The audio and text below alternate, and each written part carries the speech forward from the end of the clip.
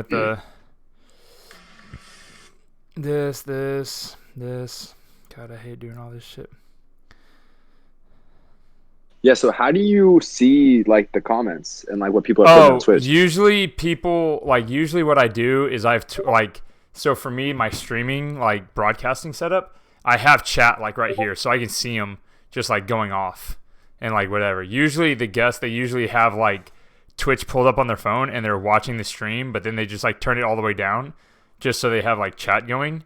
But chat actually, I usually just monitor chat kind of thing, so that's usually what people do. They just pull Twitch up on their phone and let her rip. Yeah. I might try to pull it up on the other computer, honestly. Yeah, that's fine. If I didn't fucking turn it off all the way. Damn it, I did. Like half an hour till it's on. So how's life been for you? How's your wife? Oh, she's good. She's just downstairs watching. She's watching the Tommy Lee and Pamela Anderson like documentary, like what's it called? It's like something doc, whatever, you know, that going through the story of the whole like sex tape thing. So that's interesting. Yeah, I think it's on like a Hulu or something like that. So it's it's pretty interesting stuff. How's the baby? I saw you enter your parenting classes. Oh, dude, yeah, fucking, that was the last one. So like, there was a whole, it was like 7 weeks we had to go like every Sunday from 6:30 to 8:30, and like the allure to it is that if you go to like all 7, you get like a discount off of like having the kid, because Kayla wants to have the kid at like a birthing center, not a hospital. So she's going to do like a natural birth kind of thing. And so like if you do all 7 like classes, you get $150 off the bill of like having the kid at the birthing center, whatever. So anyways, $150? Yeah, it's like a drop in the, it's nothing. It's a drop in the bucket. Like it's not even worth my time. Anyways, we wind up missing like you can't miss more than 1, and you can only make up 1 kind of or something like that. And we wind up missing up like we missed 2, and then the second one that we missed was part of the makeup one. So it was just like we weren't gonna get the discount back, and then but it was whatever. So it was pretty funny. Like, yeah. Did you learn anything beneficial, or no, not at all? As you said, just a waste of your time. No, I did a pretty bad job paying attention. So. Oh.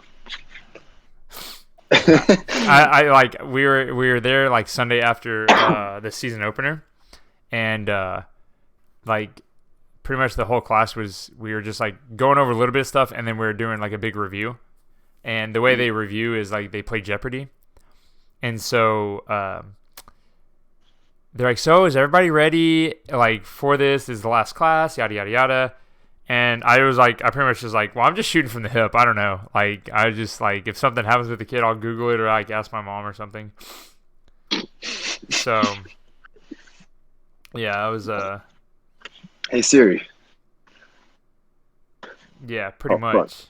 Hey, yo, that should actually work. Hey, there you go. What's up, Ben? Man, I got it. What's up, Colby? Oh, fuck, wrong water. Oh, we're live. Mm-hmm. Just no one can see us because I turned off everything, but people are trickling in, so I turned on the camera and this stuff. I should have tagged you on that. Oops. Oh, did you post it? Yeah, I just posted on my story just so people can see it go live kind of thing. I don't know if it really helps. I'm turning on the camera. I'm just trying to see that fucking big Draco. Josh, how are you? True. Oh, fuck. Give me 1 second. What's up, Brody? We live. Oh, let's see. What I sent? Okay, there's that. Oh man, I had to take What's up, Beanbone? I had to take before every podcast, I take a like a scoop of G Fuel, or like a small dosage. And yeah, I needed it today, dude. I was tired. Man, that's what I need right now. Dude, I've been up since 3. yeah, dude, you wake up early, huh? Yeah, I get up real early. Fuck, I dude. just What time do you usually go to bed then? anywhere from like 7 to 9 at the latest. Ooh, fuck. Okay, so good No, thing no, no, no. You're all good. You're all good. It's No, no, tomorrow's no. Friday. I don't care. Oh, well, it's okay because usually, like, dude, I have so much shit to like get done for like my car, knuckle up. I have a baby shower the weekend before final bout, and I'm going to San Antonio this weekend. So I'm just like, What are you going up there for? gonna go see my brother. He had his kid in December, and we haven't seen her yet. So I got to go over there because he's getting transferred. He's in the Air Force, and he's getting transferred to Tacoma. So Tacoma, Washington. yeah, yeah. Oh, So he right he back gets, where you just were. right. So he gets shipped out like April and May, I think, more like around May, I think. So yeah, we're gonna go over there and spend the day and hang out with them on Sunday, and then yeah. What's up, Nate? So yeah, yeah. So I got like all weekends booked. I actually was about to go to Dallas on Saturday because I got to go. I got to take one of the over fenders off and get it redone. What's up, Harris? And I was gonna have to spend like half my day on Saturday to like go to Dallas and back, and then the evening to get the car retuned here in Houston. Yeah, dude, I was like, oh my god, it was so much stuff. But Wolfgang from S-Line is gonna take my stuff tomorrow, so I don't have to go to Dallas. So I lucked out. Man, good man. Yeah, I saw your post about that on your story. Yeah, I was like, well, maybe someone will take it for me because like, God, dude, I'd have to wake up at like 5, drive to Dallas, drop the over fenders off, come back, load the car up on the trailer, take it to go get tuned, come back, and then chill, and then Sunday go to San Antonio. Yeah, that would have been a rough day. Yeah, I was not, and then especially just going to fucking Dallas on Wednesday. I was like, God, fuck, dude. So, anyways, it's yeah, I was not really wanting it, so they came in clutch. I had actually a lot of people that said they would do it for me, so I was like, oh, okay, good. Like, I know someone will like get it, like help me out. So, yeah, must be nice. Every time I need something done, I just gotta hit the road. Yeah, dude, that's what usually I never ask for help. That's like one of my like Achilles heels is like I never ask for help. So like I just overbook myself, and then yeah, it's just like fuck. But I also have like this thing where like if I want to do it myself because I'm very particular in the way I want it done, and like I'm not good at like relaying like how I want it done because to me it's like I'd rather just do it, and then instead of like telling someone to do it a certain way, I don't know. It's my Achilles heel, maybe. Everyone's got one. Yeah, two. Pretty much. So, I don't know. Yeah, see, Harris, it took a year, and Harris still doesn't help, so I'm just kidding. Whatever. What's Sarah up to right now? She's all good? Sarah is at work. Yeah, she finishes up her actual schooling in about 2 weeks. Oh, wow. And then from there, she goes into her internship, which luckily is going to be in our little town because Corpus is like 45 minutes away, which is where her school is. Yeah. So they found her a spot that she can do that in town. Oh, good. And she'll be doing that she only has to do it like 24 to 25 hours a week. And then she does that for like 5 weeks. And then June 11th is her actual graduation. So oh, sweet. And where is she going to school for? She's getting her medical assistant right now, and then she'll start actual nursing school after. Nice. So we're hoping to get to Houston and have her do nursing school there, but she wants to get a job and then work doing MA stuff while going to school for her RN. That's tough. Yeah. That's real tough. We normally pass each other. Like we spend about 2 hours together a day, maybe. Just going to the gym and then come home and eat real quick, and then she's gone. Yeah. Jeez.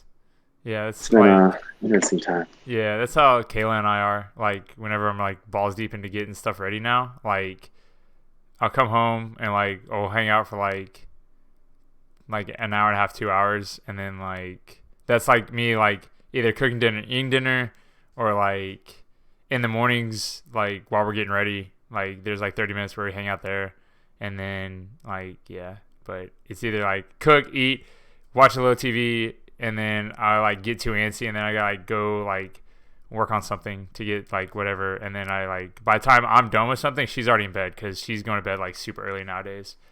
So Yeah.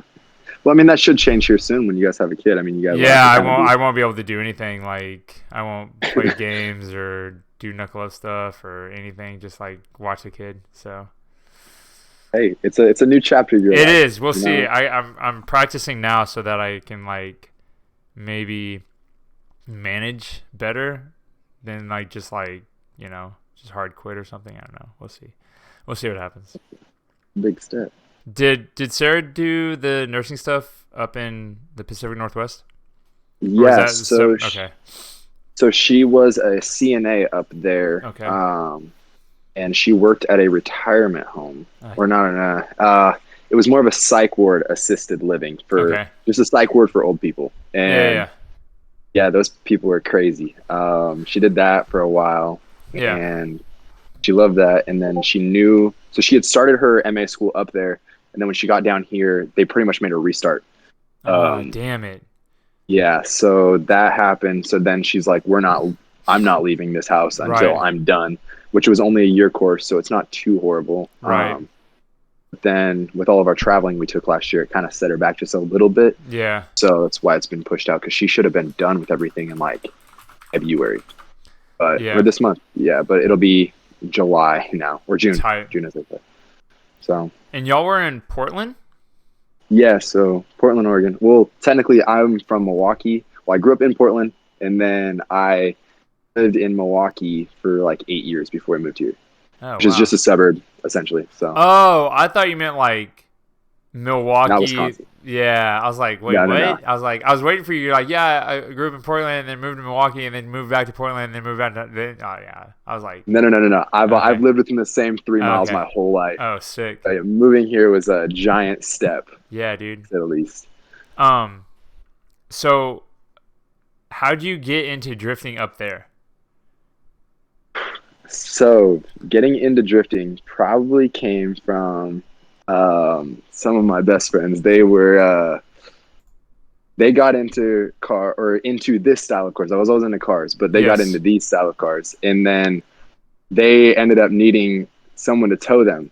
So they'd always Okay. ask my dad over and over and over. Yeah. And I would always go with them no matter what. But then my So dad started telling them. So we So never did missed your an dad event. just have like a trailer or did like No. They okay. would call my dad. They would show up at our house, like give him gas money, be like, hey, can you drive to U-Haul? Go pick up this trailer for us. Meet us at our house. And my dad was totally down for Dude, it. that's He'd be tight. like, every time. If not, toss me the keys and be like, yeah, you can go do this. And I'm like, awesome, sweet, thank you, Dad. And so I'd go take my friends up there, and I did that for probably all of my friends. It was like solid 4 friends who were really into it for Yeah. like first year, Yeah. and we like rotated them on who we were going to tow that weekend. Yeah, yeah. And then the second year coming up, I got my first car. Damn, sick. And then Was that yeah. was that just towing to park or what?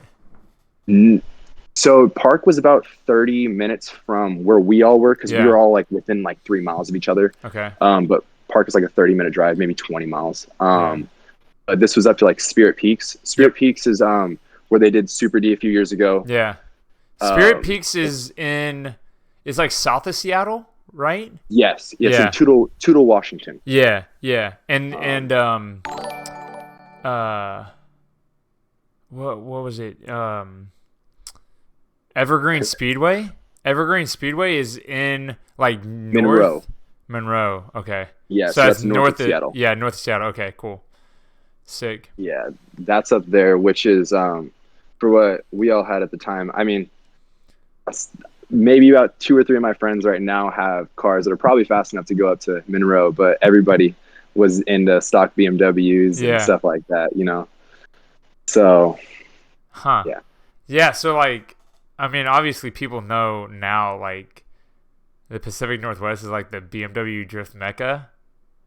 Shout out Chelsea DeNofa. Yeah, really? It was Chelsea? 100%, 100%, Really? 100%. He like wrote the script for it. It was just like a very simple. I mean, if you go back to like 3, 4 years ago on Chelsea's YouTube, you'll find Yeah. like how to drift this, that, and the other, and it'll be in like a stock E46 or a Yeah. stock E36 with him just like body rolling everything into the first corner Yeah. at park. Like this is how you pull the handbrake, yada Yeah. yada yada. And it was just like then he started putting out videos of how to set up the cars, this and that, and Yeah. it was So, only for E36 and E46. hmm. So then when you had him doing it, everybody, I mean, up there nothing rusts out up there really. So you find the 20-year-old car for Yeah. $2,000. While Right. S chassis were starting to go up in price, they were Yeah. still like, I remember one of my friends, Roman, he got his car.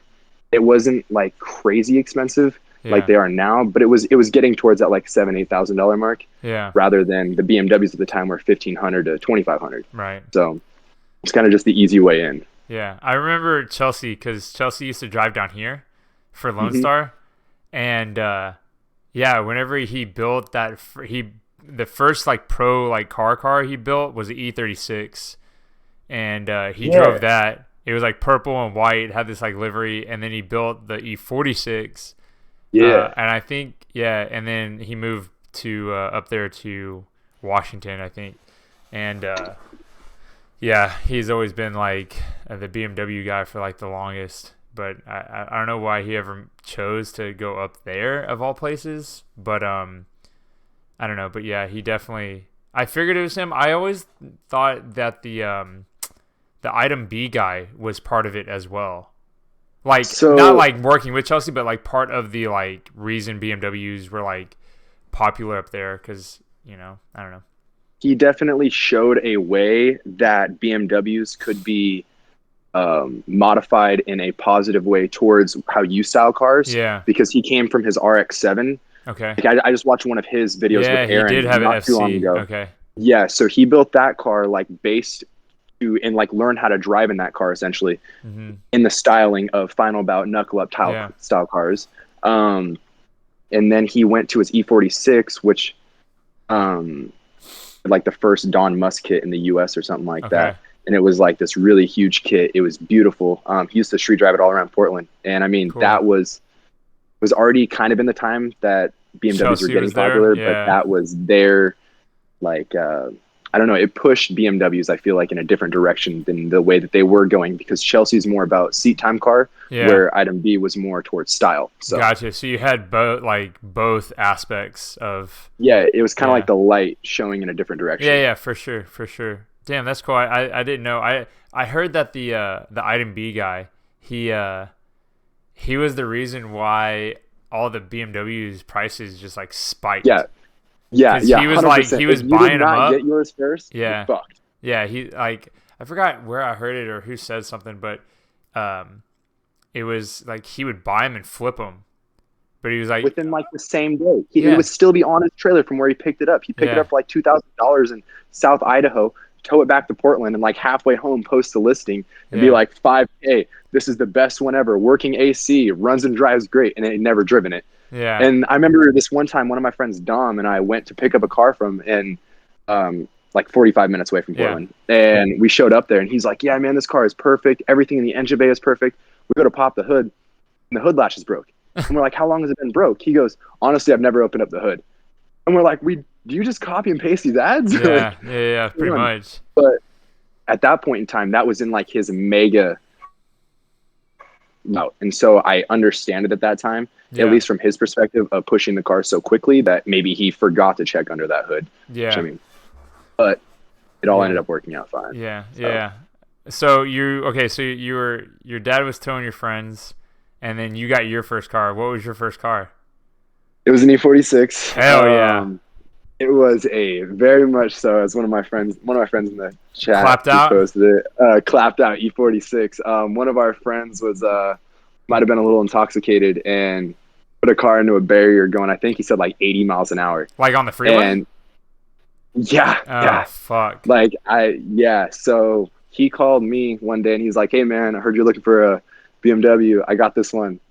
I was like, "All right, Oh, sick." the Showed up at his wrecked house one? and Yeah, I gave him a couple $100 and I brought it home. I remember we went, checked it out. We drove back to my house. We called AAA at my house, and 2 minutes later, the AAA driver's like, "Hey, I'm here. Where you at?" We're like, "What the fuck?" So we flew over there, and by the time we got there, the car was already loaded. Yeah. Drove back to my house, and he dropped it straight in my garage. And Damn, then it was cool. on jack stands for like a month until we got everything fixed, and then I learned how to drive in that car. So Sick. Where'd you start yeah, driving at? Spirit Peaks. Okay, cool. Yeah, because park is, as you know, like the same type of rules as speed sports. So Yeah. it's you go off, timeout, again, Okay. timeout, third time, Right. you're kicked out. So it's Right. definitely not like, at that point in time before they had widened out the track. It was definitely not the place you wanted to Oh go. yeah, for sure. Like I remember Park being like tiny. hmm Yeah. It kind of reminds me of when I watched the first video of Final Bout last time Yeah. down here, and there was a few more dirt drops, and the track Yeah. just didn't look like it flowed as well as it does now. Right. Same type of idea. Cool. Yeah, well, yeah, Spirit Peaks is definitely more the way that we all learned because it was just it's a wide open parking lot, and at Right. that point in time, it was just tires, and I Yeah. think they might have had plastic barriers at that point. Now they have like cement barriers, like two Okay. sets deep with like an awning. It's Okay. all Yeah. That's evolved why. now. That's why I thought that Spirit Peaks had a wall now. So Yeah, yeah, it's hmm, taking a few cars damn at this point. sick. Oh really? I bet, dude. Any Yeah. concrete like you know wall is gonna eat shit alive. So Speaking of Item B, I watched a horrible video, or everybody's seen it, a video of him flicking in, and it car did not snap back, oh and it was really? head on straight into that wall. Yeah, he had like the Ugh. whole front end chopped off. Like a week later, welded on a whole new front end, and car same car now. It's that Wow. LS one that he has. Yeah, Wow. it's Holy shit. yeah. That's interesting that Park has that off rule as well because uh like anytime I see the summer jam or whatever videos like the edits, like people are fucking wild.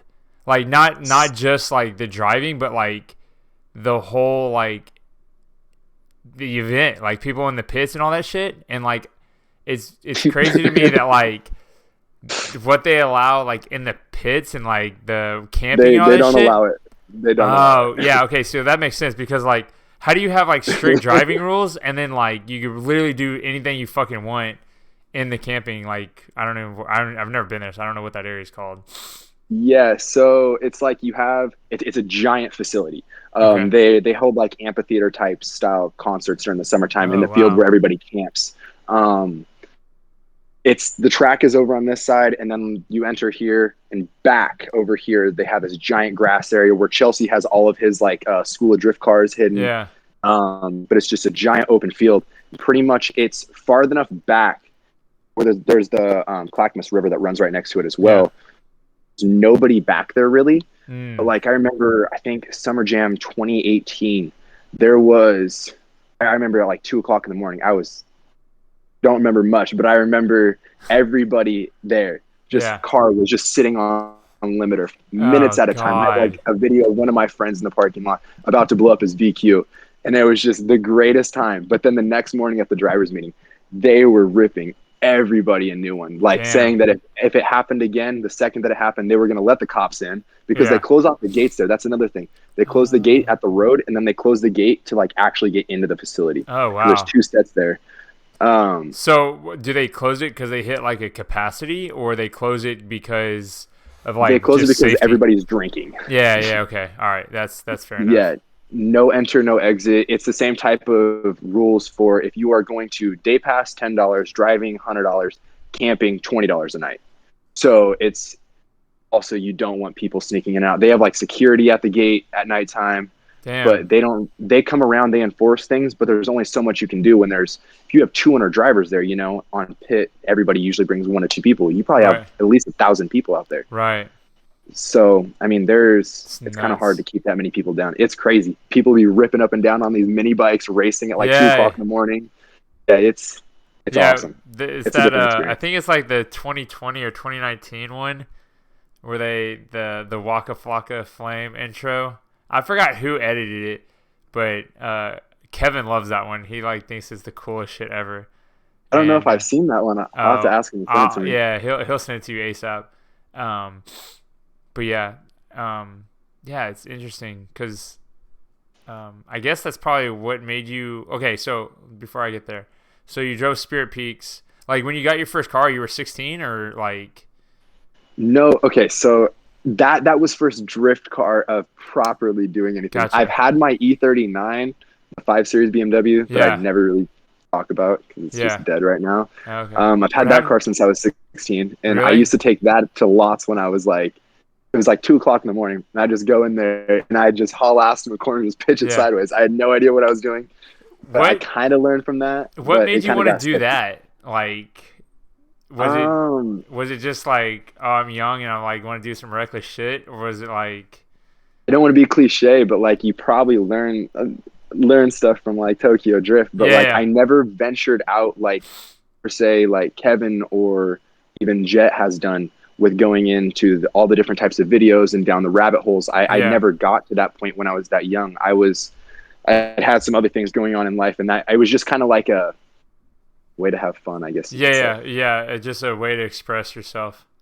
Yeah, Yeah, just because have that's what I be see. reckless. Either like people that are like into um knuckle up. I guess it's like either you're just nerd out and you deep dive into like Japanese drifting, or like you kind of like just stumble into it kind of thing. Like I don't know, like people like just kind of catch on like later. So Hmm. it's interesting. So okay, so you drive this clapped out like E36 apparently, E46. Sorry. And Yeah, how long did that? Is that the black one? Was it black? yeah, yeah, Okay, cool. All right, yeah. I You did. probably saw that the other night. Yeah, yeah, yeah. All right. So that one you drove it and then it broke or something like that. It broke a couple times. Yeah. When it had gotten that wreck, it crunched the frame rail right Mm-hmm. where the lower control Fire. arm went into. Oh, okay. So every time that I'd be like at a really high entry and flick it, it would suck that control arm because the way that Spirit Peaks is, it would Yeah. be a right hand sweeper. So Okay. my driver's side wheel would be out. It would break the control arm out and it would suck it under my car, which would then break my coil over, leaving my tie rod being the only thing holding on. Oh my So God. the first time I got away with it, my tire landed straight up, went into the fender. I thought that I had just got a junk control arm, Mm-hmm. ordered some OEM ones, made it through like one or two events with that, and Yeah. then the next time, it got really scary when my dad was in the car and I didn't know what I was doing. I just was hauling ass down the straight, Yeah. fully brake, pitched it sideways. All of a sudden, tire goes fully under the car, Holy and my shit. dad and I skip. Subframe lands on the ground, and the car just slides for like 50 feet. And we got it onto the trailer, and we were like, you know what, this car is done. Like, forget Yeah. this. So brought it home, stripped it, and then took it to the junkyard. Nice. And Got then you scrap money. got the vert after that. Yeah, so I found the vert on Craigslist for some astronomical amount of money, and it Was it was some kid. expensive? No, I mean I mean, at like, that okay, all time right. it was Like, listed for what? like 5K, Okay. and it was some kid who got it from an auction, and he knew nothing about the car. He wanted to flip it, and I talked him down to like $2,000, Damn, and we cool. drove it home right there, and it was beautiful. The only thing that didn't work was the soft top didn't work, and then the radio didn't work. Did it come with a And hard top? no, Okay, all no, right. so Was it that was always the difference. purple? No, it was Okay, blue. okay, It was all a right, dark blue. cool. Um, Was it? It was yeah, I manual got though, that. right? Yeah, 5 speed. So it Yeah, was a 330 5 speed was like my bare minimum. I wanted a coupe. yeah, Convertible fell in my lap yeah, for a good deal. So yeah, for sure. nobody wants a convertible, Yeah, yeah. but Like, still well, I mean, don't. like S like convertible drift cars, you don't literally have any options except for like S13 coupe, which is like dog shit, and I don't know, like that's it maybe. I mean, I'm sure there's some other like like a convertible FC like RX-7, but like those aren't good either, you know. So it's like Yeah, I I don't know. I'm not. I have a convertible, but if I had the choice in between the two, um, yeah, Beanbone got an E36 vert. That's tight. yeah, yeah. He I got a mean, lot of they're dude. He got cool like 40 cars. cars. It's crazy. Yeah, I know. I was just talking about them the other day. Yeah. Well, okay. Well, I mean, like, I get it. Like, it fell in your lap. It's smoking deal. Like a fucking 5-speed like car that you're gonna drift for 2 grand. Like, you can't beat Yeah. it. And then within like a week, that week that I had bought the car, it was bone stock. It was beautiful. There Hmm. was absolutely not a scratch on it. Took it straight over to my friend Nick's house, and he welded in a cage for me and did an exhaust, and like right then and there. Nice. And so the car was bone stock like that. Did Was did he make the cage or the whatever? He did? yeah, Okay, cool. I wasn't sure if it was like one of the like the pre-built ones or what, because I never really asked no. about it, but that's cool. This is the second cage too. So the first Oh, cage we did with seam tubing, and then I had that with a brown interior when it was blue, yeah. and then I ran that until my best friend and I got into a fender bender together, Oh, and then nice. I parked the car for a while. But we'll get to that later. Okay, all right, continue. Um, So you bone but stock, vert, yeah, throw I a took cage in everything from it. the black car Yeah. and I put it onto there, and then I got the wheels that I'm still running right now, the Empires, Yeah. and I threw Though are those on those there. the ones that are in the rear? The like the rear car that No, you just posted, or the fronts? those are Rondell 58s. Those are off my daily. Those are my front wheels off my daily. Dude, the in that picture, the lip looks so fucking huge. I know, I love it. It's tight. It's not. It's not at all. It's like Yeah, three that's what I was inches. like. Kevin was like, uh, dude, what fucking wheels are those? I was like, dude, I think those are like 5 series wheels or something. Like I would assume. I was like, dude, maybe they're like Alpino wheels. I don't know. Fuck. But No, those are specifically made for an E34, which is the body style before my 5 Series right now. okay. They were only like released in Germany. They're super, super rare in the BMW world. Oh, okay. It's an absolute stupid idea for me to run in them drifting because I Uh, won't ever get another set. yeah, But I yeah, think they look tight, so fuck it. yeah. Right. That's what's up. Okay, so Yeah. the cage. I guess like with any drifting stuff, you have to have a cage to drift, right? Or that was the rules up there. Yeah, so same type of rule that you have for Spirit Peaks at least. Park doesn't require it, but if you're gonna have a convertible, you have to have a half cage. Okay. So that was kind of I knew the car was gonna be a drift car, so that was the first thing. It was like no matter what, I'm gonna force myself to have a cage right away Yeah. because I'm not gonna get out of making this thing a drift car. That's like the car was so clean. Like when I pulled up to my house, my dad looked at me and he's like, "You're fucking stupid." Yeah. And I Yeah. was like, "Why?" He's like, "This car is perfect. Like this is like an old Yeah. man's daily driver. What are you doing?" Right. Well, shit, my bad. Um,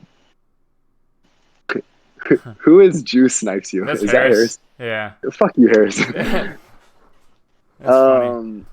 It's what a flex. Um, but yeah, I wouldn't. I don't know if I'd do it again. I don't know if I would. Really? Like, Yeah, yeah. yeah, you would probably like not even. Would you like buy the car and just daily it, or would you just not even buy it to begin with? I think I would have saved my money and I would have went a different route with a coupe. Oh, really? Yeah, yeah. I think I would have stayed E46. But I think I would have went with coupe. I Okay. definitely. That's still kind of where my heart is right now. Yeah. If staying with BMW. Yeah.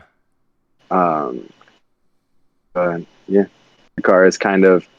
So yeah, I guess for the evolution of the car, if we're still in that conversation. From that point, the car kind of stayed the same until I was on Instagram one day and some kid followed me and he had the exact same car as me, like to Yeah. the T, but he had Really? the hardtop. It was paint Oh, matched from factory, like damn. to the Cool. T. And so I messaged him and I was like, "Hey man, what are you doing with your hardtop?" He's like, "Oh, like I'm about to sell the whole car. Do you want to buy the hardtop?" I was like, "Shit, hell yeah."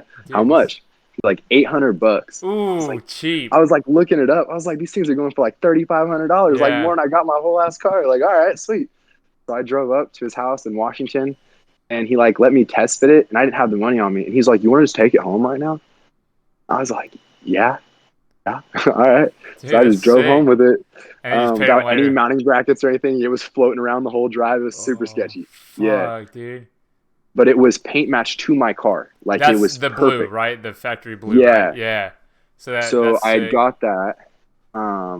From there, I think it was like 2, maybe 3 events after I had got the car. Maybe, no, it was more than that. I don't know. It'd been a while since I'd got the car. I was up at Spirit Peaks driving, and I had like a tire blowout. Car started spinning. My friend was coming in hot. Had nowhere to go, Yeah. and We hit. Really? He got the worst end of it. Yeah, it pushed both frame rails like 2 inches out. It completely caved his like A pillar all the way through his driver's seat, or B Holy pillar, sorry, shit. all the way through his driver's seat. It was really bad. That picture Oh. that I posted yesterday on my story, it Yeah. was like if you've been Yeah, into crash yeah, it's type thing. show your yeah, It yeah. does not look bad at all. Once we pulled everything off, it was so bad. God. Um, but we ended up doing like a chassis swap on his car from a car Yeah. that we had got for free from Chelsea to Nofa. Oh, cool. Um, and then we fixed my car, and that was when I got it fixed. I had figured out, so I wasn't going to fix it. I let the car sit for like 6 months. I Damn. didn't touch it. I said, Yeah, let's see. damn. That's Sorry. a long time, like, to like let a car sit. Yeah, it was a while. I had completely lost interest in it. It was like all tarped up, no motor in it. It was Why was the just, motor out for the frame fixing? yeah, Yeah. because I couldn't tell exactly where the kink was. Yeah. With the stock exhaust manifold, which is like impossible to take out the motor in the car. So I just took everything out. Uh, got super discouraged. I was like, I don't want to pay for this. Screw this. Right. I don't care about cars. Whatever. Um, Ended up going on like a life tangent there for a little while, and then my dad was like, "Hey, I'm moving to Texas." And then COVID hit. My dad's like, "Hey, I'm moving to Texas." I was like, Oh "Oh, shit. Okay, so this like, was like recently. Okay. yeah. This was not that long ago." Yeah. Okay. Um, he kind of laid it on me. I was like, "All right, well, my car is in like 5,000 pieces right now. I don't know what to Yeah. do." He's like, "Well, if you want to take it, you might get it fixed." All right. So I called up like the guy who raised my papa, and he has a frame machine at his house. He's a body guy. So I took it over there. Him and I pulled the frame straight. I did a quick refresh on the motor, got everything thrown back together. Had another one of our friends. He painted it. I got my kit for it. I ended up Damn. doing like a full interior swap. To When I did the black. interiors, yeah, I did Damn. I cut out the other cage Okay. down to the mounting plates, Yeah. pulled that cage out. Then we went with Dom seamless tubing. Okay. He made me some bash bars for it. We redid the exhaust again. Exhaust has been redone like 5 times. Damn. It is all hacked up. It's Yeah. horrible. We redid that cage, threw the interior in.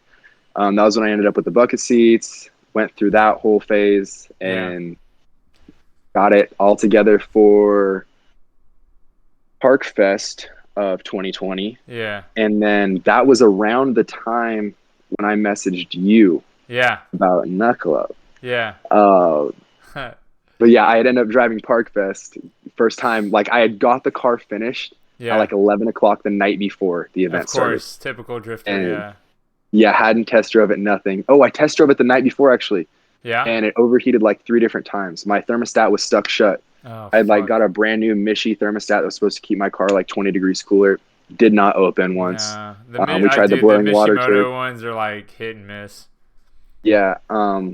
The guy Jesse who just drove the event, it's your last one. Yeah. He enlightened me that the stock BMW ones can be reprogrammed to actually open up at 20 degrees cooler, which I Huh. haven't done yet. But How do you do he told me that? just to throw a stock one in. Ask Mike. He Okay. would know. All right. Yeah. Mike would probably know. Yeah, he's a wizard with that stuff. Yeah. Um, Interesting.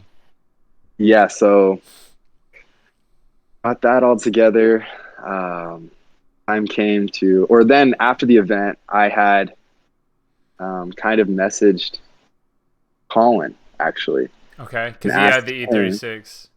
correct. And I Yeah. knew, so I thought that Colin lived in Houston already because Right. I saw him posting videos at Knuckle Up. There was Okay. one event that he had drove, and it was like he was driving with Zach, I believe. Okay. And I was like, maybe I can talk to him. He didn't follow me, nothing. I just Yeah. messaged him. I'm like, hey man, I'm moving down here. Where do I get my car aligned? Because I didn't know like how to ask him about Yeah. Yeah. anything. He's like, I don't know. I'd ask the Fat Cat guys. Yeah. So messaged them. They never responded. Um, Just the Fat Cat page. yeah. That's probably Casey, So because I think Casey runs it majority of the time. So, yeah, it's probably like Casey, like fuck off. yeah, literally. That's funny.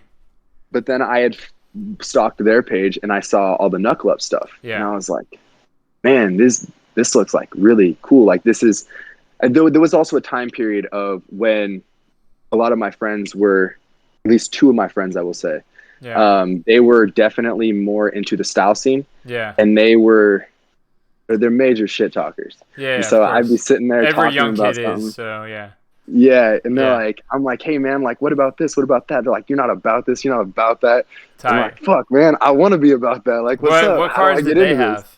Do they have BMWs as Um, well? so one of my friends is watching this right now. He has a Skyline. His name's Ashton. He has an Okay. R32, which Okay. was the first time that I had one, driven a right-hand drive. Yeah. Two, I went to RHD Specialties with him Okay. when we were like 17 at the time. Yeah. And we went up there, and that was like my first time seeing Laurels and so forth, Yeah. so on. It was just like a whole Sick. new life. And I was, whoa, this is badass. Damn, And cool. then we got it back, and he like started teaching me things about, like, he has an RB25 in it rather Yeah. than the RB20, Yep. and he was teaching me all about all of that stuff. And Cool. then as the time came when I was fixing my car, all of that stuff kind of like kicked up in my mind, and I was like, well, if I'm going to be changing, if I'm going to be painting, maybe I should try to build something more like what I want. I can't Yeah. afford a Skyline. I can't afford a 180. I Yeah. can't afford any of those things. So let me build this to the best of my ability to fit that vision. Yeah. Yeah. Okay. So that was kind of where the mindset came in. And then when it came to, it was probably about a month before my car was fully done, was when the video of you and Aaron came out. I told you about this. Oh yeah. And everything that you had said in that video, it was weird. It was like God was speaking to me. And I didn't know what to do. I was like, wow, like, this is badass. That's And funny. yeah, that was kind of also like a turning point for me as well, was like, I had a lot of those thoughts and a lot of the Yeah. wanting to go about it. But then when you were saying it and you're like, yeah, I run these events for people doing this, I was like, wow, that's so cool. I wonder where that's at. And then Yeah. it ended up being when I was stalking the Fat Cats page. I didn't even realize it, as I explained to you as well, Right. when I was messaging you about it. And the first time you sent me your Venmo to Yeah. send the money, it said Jimmy Yates. And I was like, Jimmy Yates, like, Yeah. that sounds really familiar. I went back on YouTube, saw it, and I was like, oh, Yeah. that's the guy. That's the guy. That's funny. Yeah. It's like I always like um every time that happens, like if anybody like messages like the Essence page or the KU page or like my page, it's like me. I'm like replying to everything, and so there's like a meme of Kevin Spacey, and he has like a picture of his face like on a stick, and they're like it's like him and like a bunch of other people that have all this like his face, and then he turns it and it's him. Like there's no reason, it's like same person. I think that's like my life, because it's like, oh, who's Essence, and then you like move the face and it's like, oh, it's Knuckle Up, or like, it's me. It's so funny. So Yeah. dude, yeah, it's yeah, I'm an idiot. So Yeah. But I ended up coming down, meeting you at the first event, mhm. and then it was just like, Yeah. here I am. Yeah, And you you're in the accepted me with mix. open arms. Yeah, dude. Well, like I don't know. I have this thing with the way people approach things, and like, it's really hard to like express emotion and stuff through text, but like when people do, it's like it's very genuine. So it's like easy for me to like help someone. Like just recently, this guy, he was like, hey, I want to do photography for one of your events. Like I'm just starting out. A friend of mine gave me a camera. I know Double Cup and Final Bout is like a big event. So can I come out after, like at a smaller event? And like just like that dude taking that path, I was like, yes, dude. You come out for April event. We'll get you at media. You can practice, whatever. Like the way just like I think you came about it too was like, it was just easy for me. Like, yeah, dude, like your car's not like a S chassis or whatever, but like it's Yeah. cool. It's a really cool car. So yeah, like come drive and stuff like that. So Yeah. Yeah. I ended up starting driving with you yeah, guys, and then Zach bullied me off track one day, and I fucked up my kit. So then I actually got to order the kit that I originally wanted, but I was on the time crunch trying to leave yeah, Oregon. And that was when I ended up with this HM kit. right, And I feel like that was kind of like the next step of my car too. yeah. Because that was when I finally got it to the point where I'm like, okay, this The is, vision that you had, you were actually able to like finish it. Yeah, I felt like the other kit was a little bit chopped up, and it was just kind of thrown together Right. with them making it. Obviously, I couldn't do much with it once it was on the car. Right. But definitely feel like everything has kind of worked itself into a positive since I've So been yeah, down for here. sure, for sure. Like, everything like happens for a reason kind of thing. So it 100%. works. Um so like driving park, I guess yeah, I guess you drove Spirit Peaks a lot more than anything Yeah, else. Um that does not take away from the fact that I have been to so many, so many, so yeah, many park events. I right. just have not driven there as much as I've driven Right. Spirit Peak.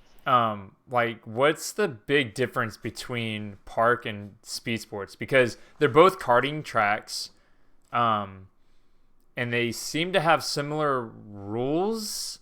I mean, we're a little bit more tighter on the exhaust stuff, but I wasn't aware that park had the 3 off rule like we do, Hmm. um, which is They're a lot probably, more strict with it too. yeah, I A bet. lot more. Probably, and that's probably where Alan got that from because Alan knows the owners of park, like he's Yeah, been up there and stuff like that. So they probably chit chatted, and I think the guy who runs park, or I don't know if it's traded hands or anything, but like I'm pretty sure he's the one who's like, hey, this drifting stuff is pretty lucrative. Like you can make a good like side money for it. So like you should maybe let drifting happen. So, um, yeah, like how's it?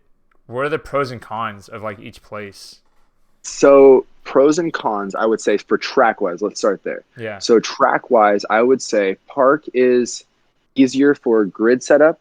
It's a longer track for yeah, driving wise. yeah, There is more, I don't want to say elevation, but the corners are more cambered, yeah, and there's definitely a lot more area where you can get a lot more speed. yeah. Like on the back sweeper, Yep. it's you can get a lot of speed through there. It's a lot different. Yeah.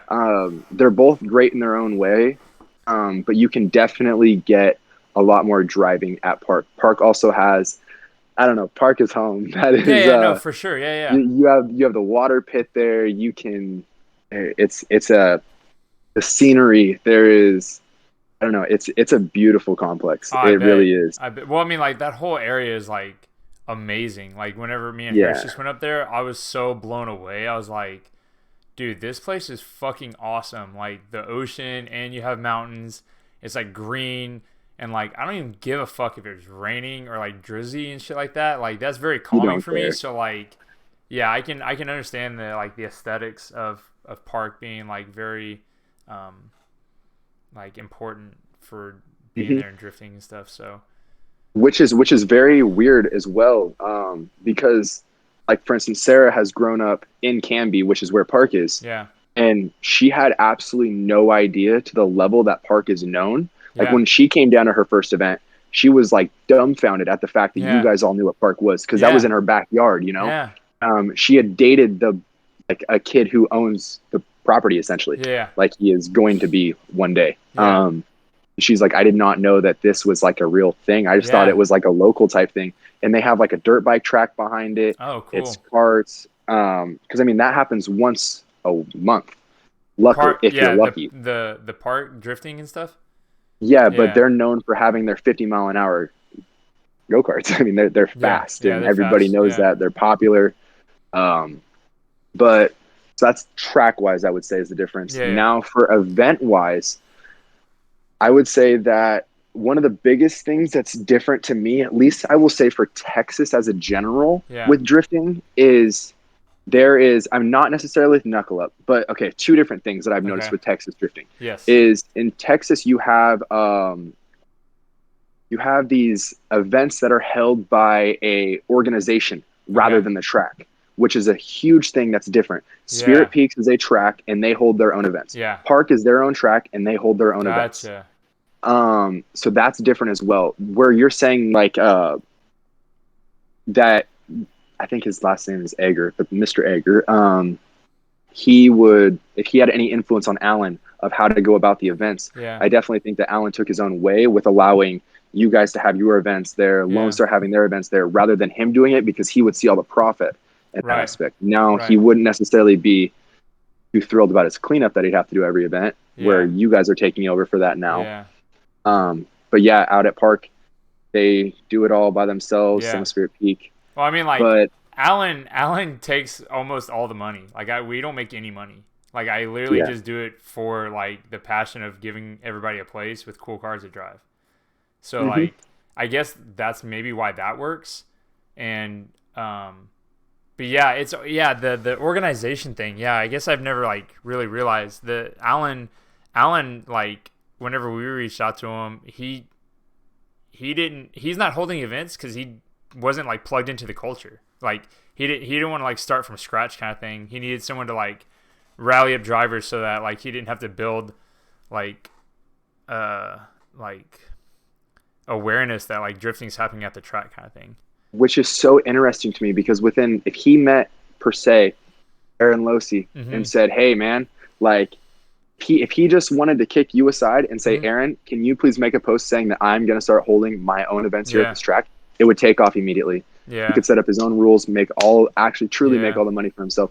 But it's as much as we all have our things that we could complain about with it, it's Yeah. definitely awesome that he still allows us to do that without Yeah. wanting to take full control. But I Yeah. mean, it could also be the fact that it takes some stressor off him It with you does. handling everything. So Right. Yeah. Like he can focus on all the karting and stuff like that because he's still like pretty deep into like traveling to like these events like around the US for like karting and stuff like that where I don't know anything about the park owner or anything like that if he's like doing that as well. I know his son does. I know Okay. that.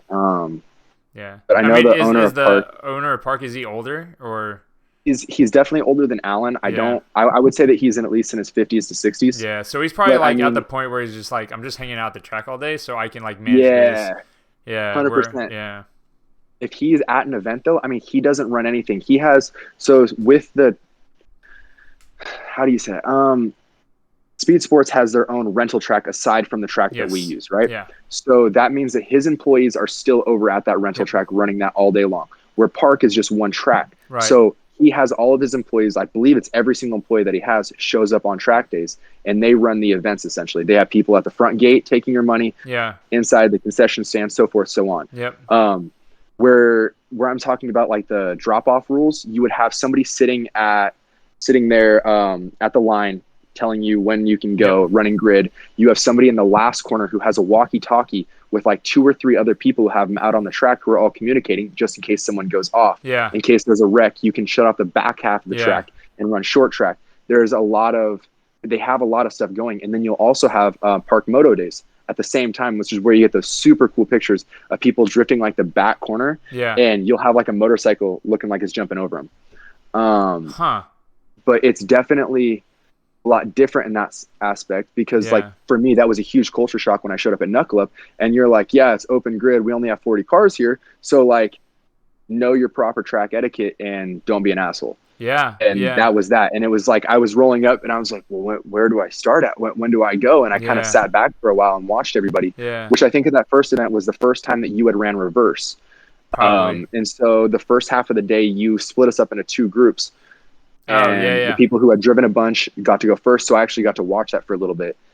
But I mean, it's a lot different. And then also, like one of the other things that's different about Texas, not necessarily you, Right. but with Lone Star and Club Loose, is they do like the ABC group, Yep. which they don't do that up there. It's just kind of at Park you have a singles line and a tandem line, Yep.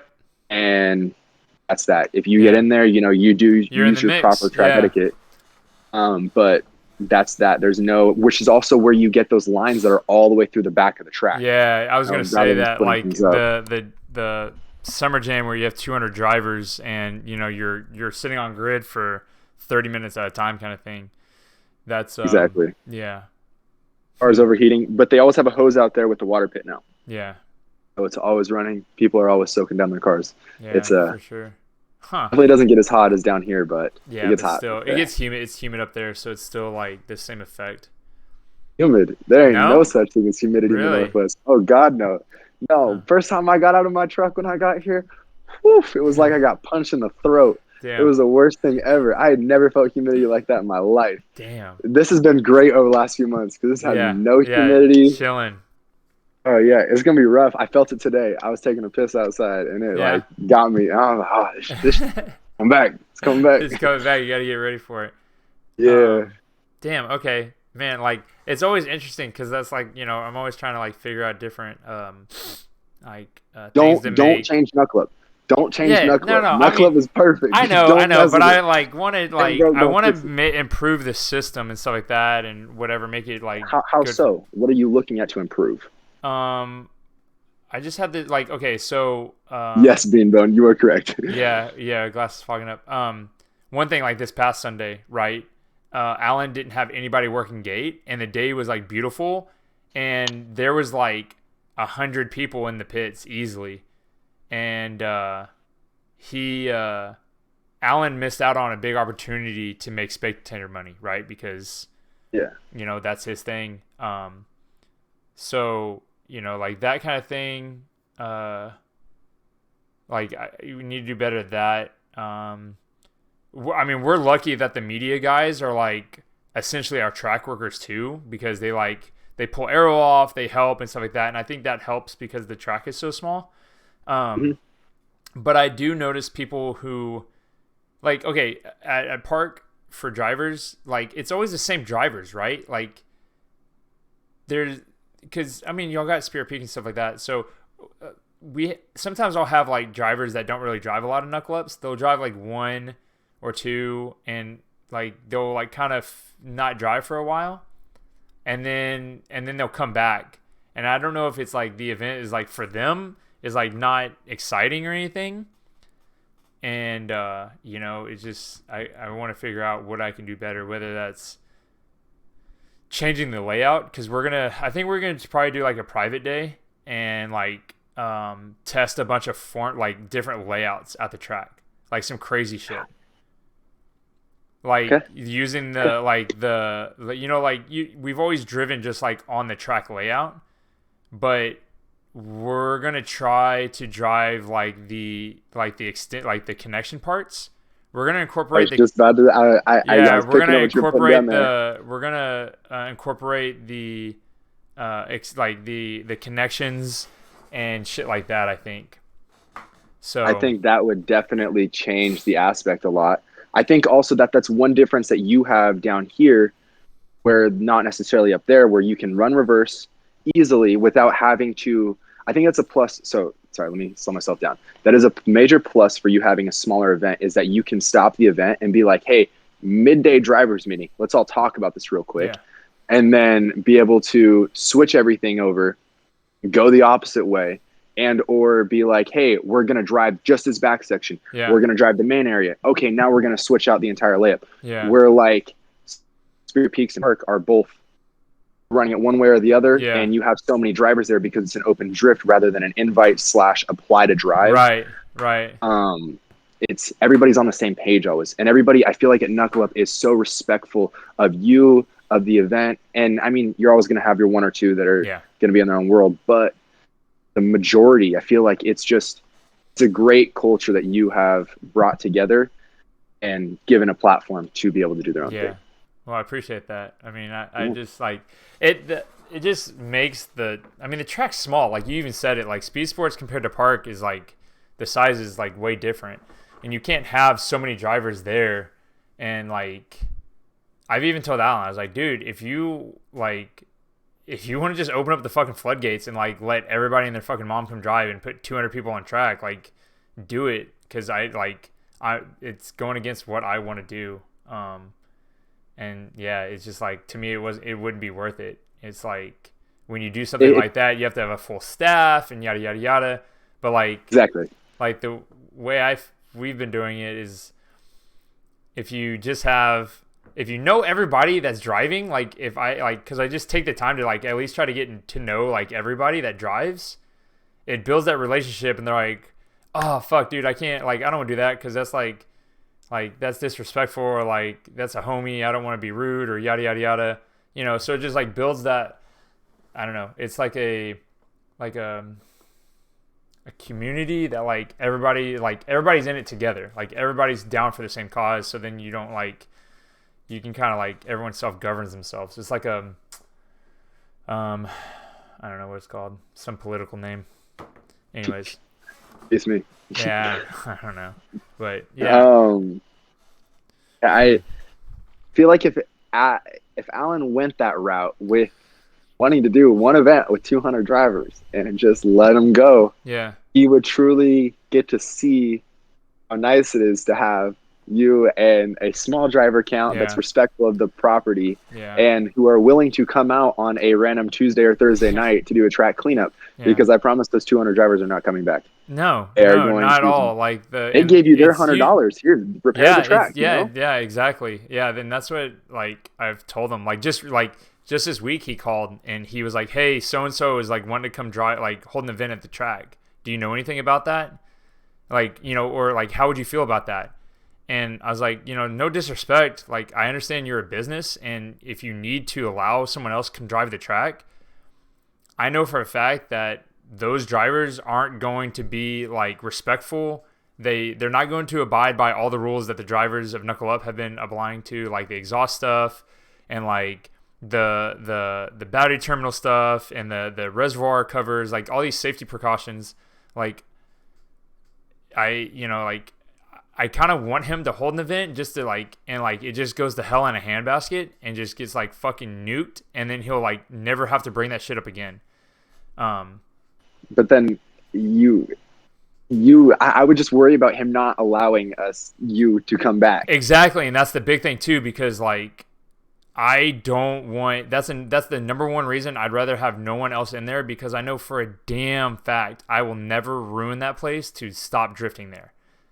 Like someone else will come in and just throw a huge like fun event, but shit will get trashed, and then Alan will be fucking fed up with it. Or like another big fear is like someone else goes in there, has a crazy event, doesn't abide by the exhaust rules and stuff like that, pisses off all the neighbors. The neighbors file some complaint to the local government, and drifting gets shut down just like Park. Exactly. And so like, God, yeah, it's just like, oh man. Well, there was, I remember specifically, right? So we were all going to go to EYB. It was the first time I was going to get to hang out with y'all. Yeah. I still came to your EYB makeup event. Yes.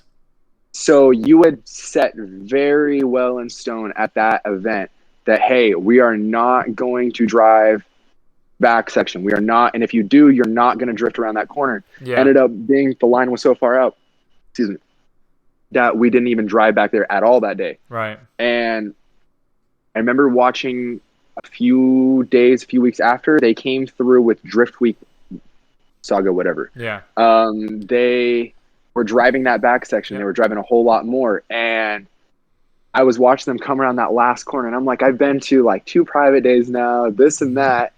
And the one thing that Jimmy has stressed is do not come around, because you can literally sit there and look into someone's backyard. Yeah. It's like that is 100% makes sense. Yeah.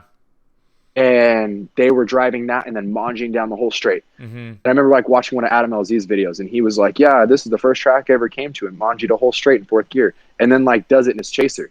And it was like, well, that's like not what we were just told. Do they have to follow a different set of rules? But ever since then, I think they've only had like 1 or 2 events there. So I don't know if something like that possibly played a factor into it, or if Aaron has just moved things to a different.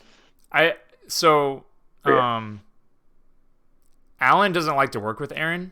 That's just what Alan's decided to do. Alan's not a fan of Aaron, so like he's just like, I'd rather just not have him at the events. Or like hold events all the time. The Drift Week thing, I think it was like, I mean, it's a big spectacle, right? You have like a bunch of like internet YouTube drifters, that bring a lot of spectators in and stuff like that. So it's good for business. I totally get it, and I would have probably done it the same way.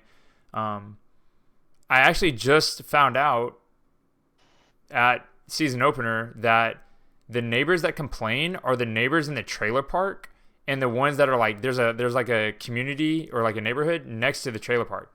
So the turn 4 in the back section, like those neighbors, they don't complain. They don't care. So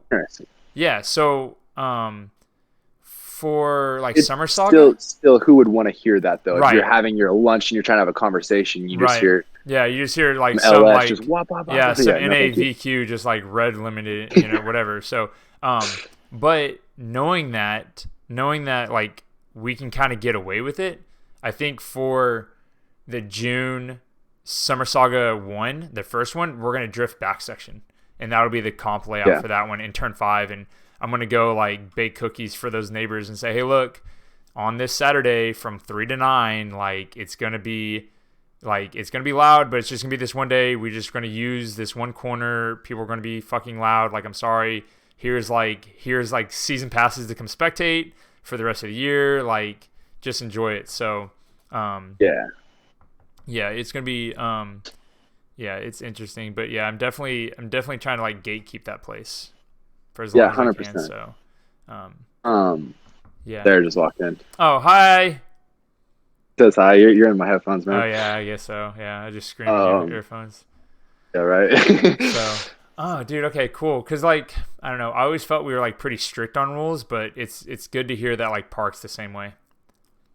Because even like US Air, I don't feel like it's that much. There's no like off kind of rule, but like people respect Final Bout and Club FR and stuff like that, so they know better not to go off track and like the whole thing. So. Interesting. Now, is touch base about US Air? Is that track kind of out in the middle of nowhere? Yeah. Or is that in? No, it's in fucking middle of Amish country, way out there. It's like it's pretty wild. It's nice.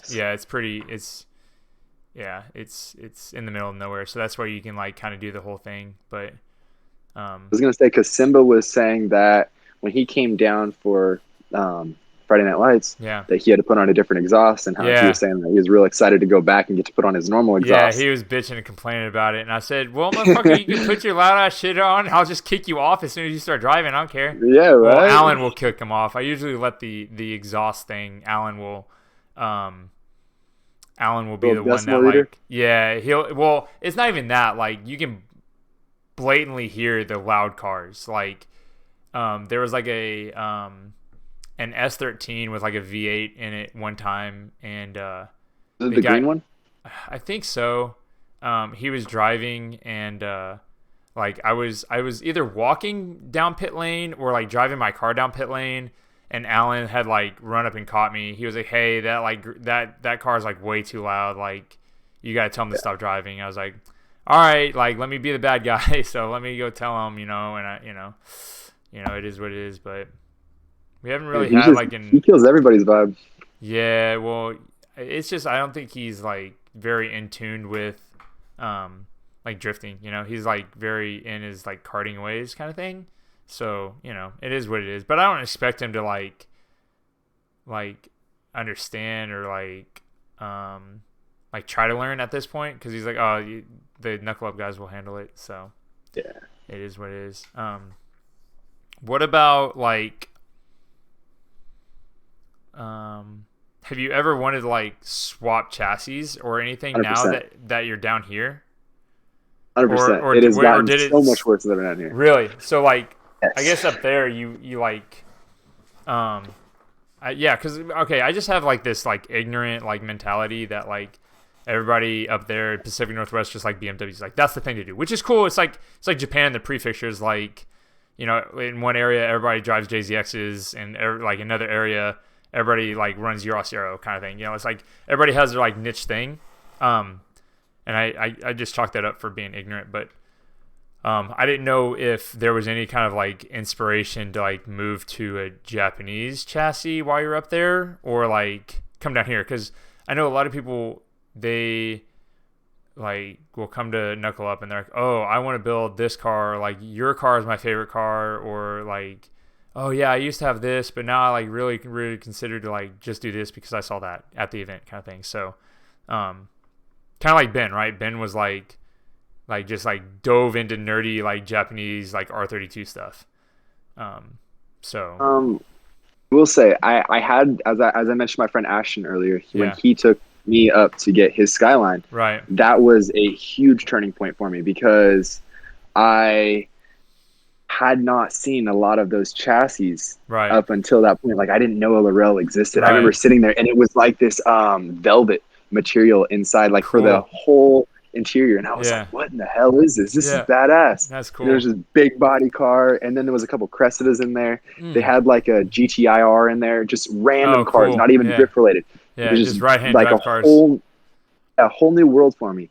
And then from there, it was kind of like I stalked their page every day, just going through it, just like looking at cars. And I was looking, as I said, it was BMWs in that time. They're not Yeah. anymore, but they were $2,000 all Right. day long. Right. So it was like, this is affordable to learn in. And then Yeah. once I learned, because I never wanted to be the guy to go out and get a car and then wreck it. And now I've done it like 3 times. Right. So it's like, I don't know. I'm definitely not at this point in time.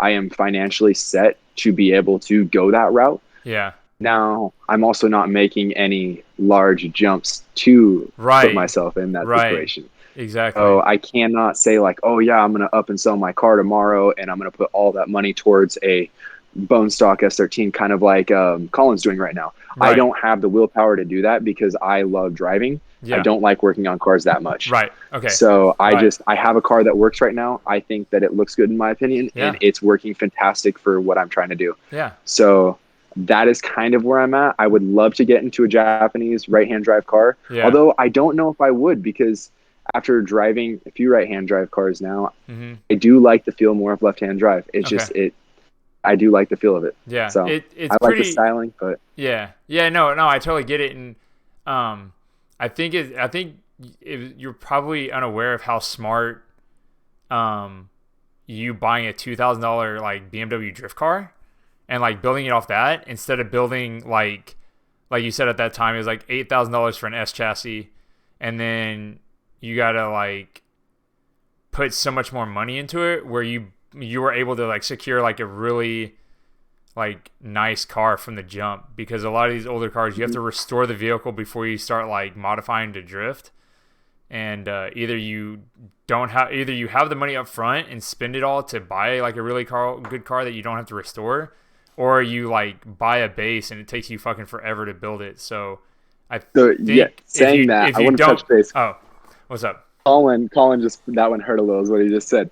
I don't mean that in a bad way. I'm just saying for right now, I don't want to stop driving. Right. I'm not content with where my driving is at, two, with taking time off yet. Yeah. So absolutely. like where he has had X amount of driving. Yeah.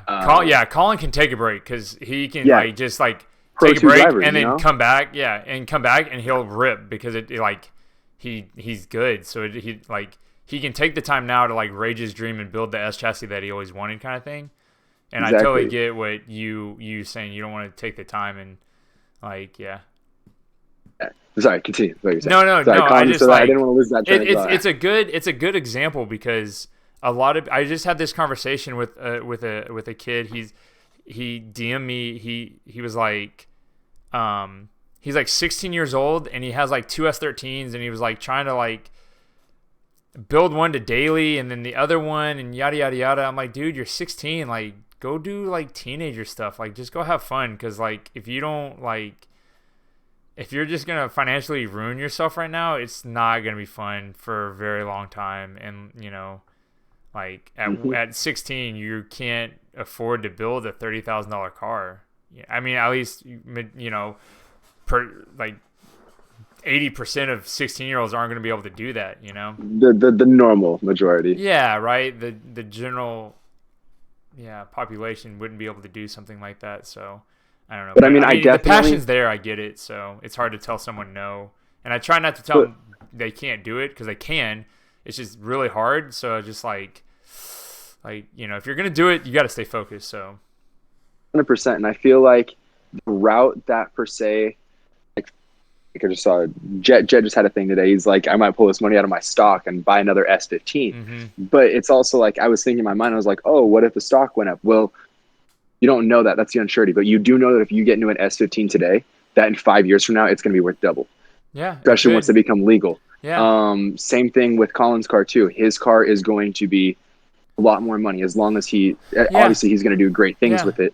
But I mean, as long as you're not devaluing the car, it's only going to get better. Where I'm at with my car, it's only going to hit a certain point.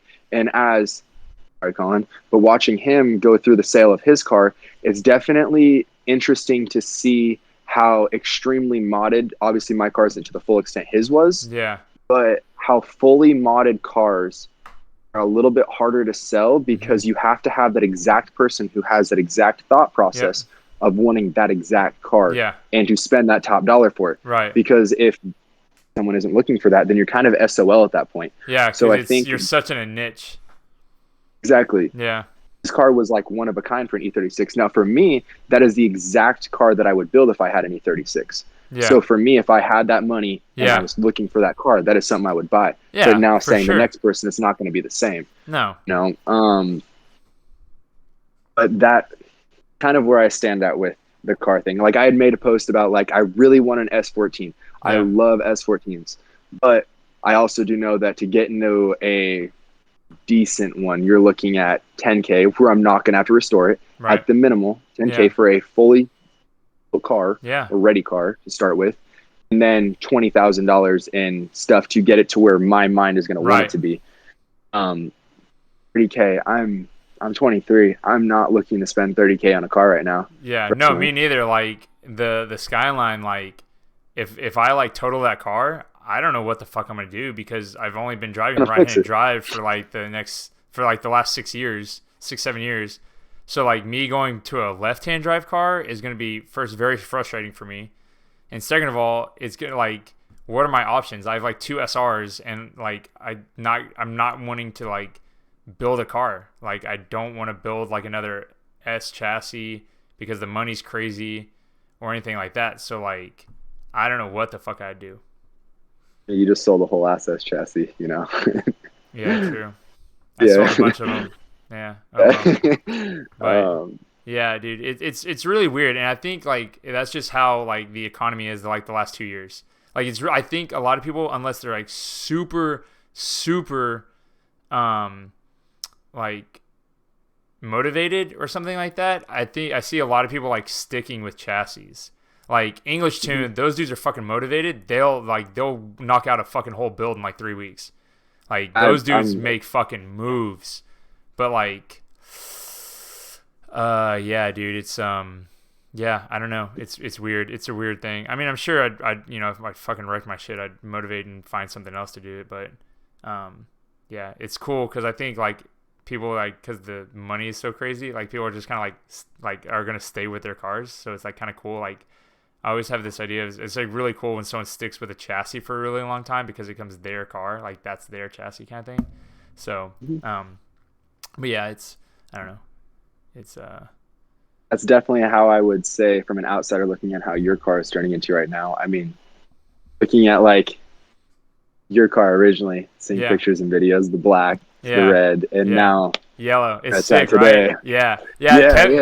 Kevin always, because I talk to Kevin all the time, but Kevin's like, dude, that's so fucking cool, because Kevin loves that shit. He's like, because like Kaguchi, right? Kaguchi kept the same 180 fucking forever, and so like Kev's like, dude, that's crazy. You've painted the car like 3 different colors already.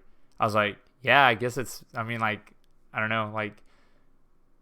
I always wanted 180, so the red car, like the red version, I was always trying to like chase like what a 180 would feel like if I built a 180, and I like now I'm to the point where I was like, well, what can I do now to like change it up to reinvent the wheel so that I don't have to buy another chassis. I can just like keep the Skyline and just like keep like, you know, expressing myself for like different like ideas I like. So I think this form that it's in right now is amazing. I love that you didn't put a GT wing on it. I love GT wings, but not on your car. I know, it's so funny. Like I was so content on the GT wing. I was like, I bought one. Harris bought one for me. Or like I used his account and bought one. I had it, and then when I wasn't gonna paint red again, because I was just gonna do red. I wasn't like, I wanted to do yellow, but I was like super like, I don't know if I'm gonna be able to do it. And then once I had like a game plan, like a vision of what the yellow car was gonna be, like end goal, I was like, yeah, GT wing's just not gonna work. Like it's not gonna flow. So like I sold it. So or I returned it. So yeah, it's pretty cool. Yeah, no, I definitely. Especially seeing it all together now, you know, little snippets. Those were kind of like the first video you sent me. That yellow you sent me, compared to what it is now, is not the same. No, it's like, not, right? Because like I think because the painter was sending me stuff, and like I would see it on my phone, and it was more banana than lemon, right? And I'm a banana yellow guy. Like I'm not a very lemon yellow guy, and so I was like, okay, cool. Like that's EV1. That's lightning yellow. Like that's what it is. And then we saw the car yesterday when picking it up, and I was like, oh fuck, it's kind of a little bit more lemon than I'd like, kind of like whatever. And like not having it symbols, dude. I was bummed, dude. I was about to just take it back this Saturday and get it repainted red. I was not about the yellow until like I put the kit on and took it to the Shell gas station and stepped back. I was like, oh fuck, this car is sick, dude. And I think it looks your taillights complement it so well. I don't know why, but that's the way you did your like the gray inside. It's so chrome. Good. It's chrome paint, so dude. Good. That's all it is. It's so good. It's the easiest thing. Like Teddy, R32 Teddy, he did them. I think Tim Cheed did the same thing. Dude, you can do it pretty much with any fucking taillight, I'm pretty sure, as long as it has like a clear lens on the front. And all you do is like open them up and then spray the housings. Like there's a chrome paint, like chrome spray paint you can get from AutoZone, and you just like spray the housing chrome and then just seal them back up, and then you have like clear tails or whatever. So I don't know, it was pretty funny, but yeah, like 24 hours ago, I was not about the yellow. I was so bummed. I was like, I got to spend another paint job money to paint this bitch red or go back to black because I'm not feeling it. So yeah, no, leave it. Yeah, it looks pretty fucking cool now. All right, I talked about myself too much on that one. Let's see. We're an hour and 20 in, and we have 10 minutes before you have to go to bed. So let's. You're fine. It's fine. No. Let's see if chat has any questions, and just see what it is, because I don't know. It's like I don't know. You have a lot of good like experience with different venues and like driving other places. And I know you're probably a little bit biased towards Knuckle Up, but it's definitely got me thinking like what we can do to improve. Like I like the idea of like the lock-in thing for some reason. But that's only at nighttime. Right. Absolutely, yeah. But like, so are you talking about a camping event? Because yeah, like, that's like a whole new realm. Yeah, but like we're not like out in the boonies, so like there's a hotel like right there kind of thing, Y'all got roaches down here. We don't got those up there. You don't got to worry about roaches crawling in at nighttime. Yeah, Some true. Scary shit. Yeah, true. Yeah, I don't know. I don't know. We'll see. We try to do some cool shit. Maybe, I don't know. Maybe I'll pick your brain some more. Yeah, I gotta scroll back up because I know like chat was like they were going off there for a minute, and I saw some questions. Let's see. I'm trying to look down. See. Park does require cages for verts. Yeah, I mean I think every drift thing has that. That's a new rule. That was not when okay. Spirit Peak required, but now okay. Yeah, that is a new thing because there was. So I don't remember how to pronounce it, but Matt Panic? Yes. So on his team, Shadynasty or Shagnest, yeah. They had an S13 coupe that used to drive, or S13 convertible that used to drive with him. It was brown. Okay. No cage. Would drive at park all the time. Huh. Interesting. So I mean, yeah, he was kind of like the one who showed me that, I guess. Yeah. You saw it and you were like, oh yeah, that's cool.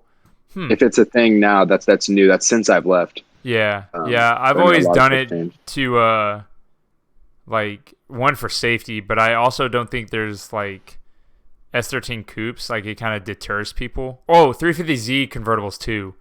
That's like another viable option, but like there's not many of those, and like I don't think people really want to put a fucking half cage or anything like in those, or even a cage, because you could like. They have those weird things that come up behind the seat, don't they? Like, Yeah, they have like the little roll bar thing. I don't know, but like the money you spend like on a convertible versus just finding a coupe is the same thing. You just don't even have to do any of that stuff. Let's see. Hold on. Car parts that fall. Yeah. Okay, so park caps at 125 for big events, and it's full course. Full course. That was another thing. Do you think that we like your opinion drift more the track? So normal layout, right normal layout. You enter in turn 5, you drive 6, 7, but then like coming out of 8, there's a straight which you kind of have to manji, and It's a then sketchy manji though. yeah, it's really sketchy. And then there's like their little hip of turn 9, and then from there you really have to like power into turn 10, which is that like that U-turn, and then you can come out of that, and that puts you into turn 11, which then goes into the middle straight of the track. And we used to drift that part, but Alan was like, nah, y'all don't, because you're just tearing up more of the track, because people couldn't really do it, kind of thing. So yeah, I don't know. That's why I'm going to try to like figure out if we can drive like another like format of the extensions and shit like that. So yes, I think that you could go that route, but as you said, that manji is a little. I've done it on accident. yeah, 100% on accident, just getting really sketchy a couple times, and I end up down there, and I don't know, it just doesn't flow right. I guess it doesn't flow stop and right. reinitiate, but then you're only getting 2 more corners. Is it really worth it? Right, where you can just use that for cooldown. So now, if you were flirting with the idea of possibly using some of those other parts of the track, like you were saying, I definitely think if you were looking at an overview map, you could possibly open up some different doors with that. Yeah, you could that's come what like we're gonna backwards try on to the back area and then enter there, and then possibly be able to.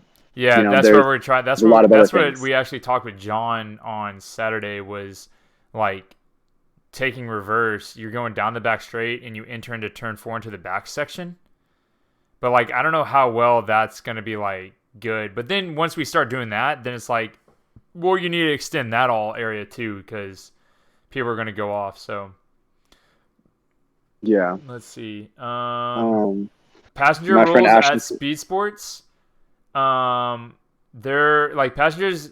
Okay, one thing that I dropped the ball on passenger stuff is that people always like put their hands outside the car, and first of all, like they look dumb, and then like second, like God forbid, like someone tandems and crushes their fucking hand, like whatever. So I gotta do a better job of telling the drivers to like tell their passengers like keep all body parts inside the vehicle. So so yeah, but other than that, just helmets, and like just ask drivers to like for ride-alongs or whatever.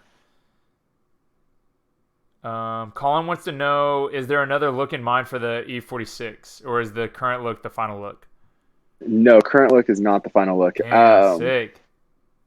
So I definitely want to say HM. That is kit-wise, yes, but I want to change things body-wise. I have not quite found, say, a hood that I like. So I'm just sticking with stock. The most I go right now is an M3.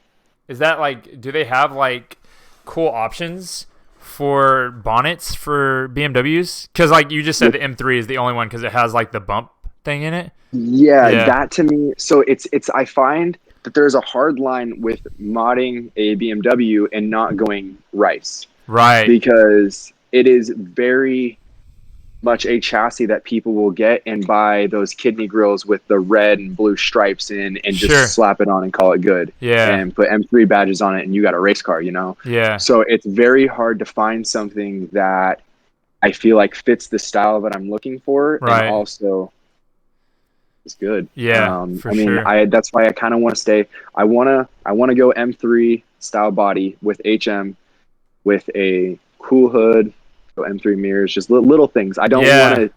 I'm not going to go crazy with it. I just want OEM plus build that is going to resemble in a way that I think is good. Yeah, dude, it's sick. I was always a big fan of like M3 fenders because they have like the vent thing and stuff like that. Yeah, like that little shit is cool. So yeah. See, if I do that, I'm going to keep metal fronts. I don't want to go. I like wide body stuff. For instance, there's a.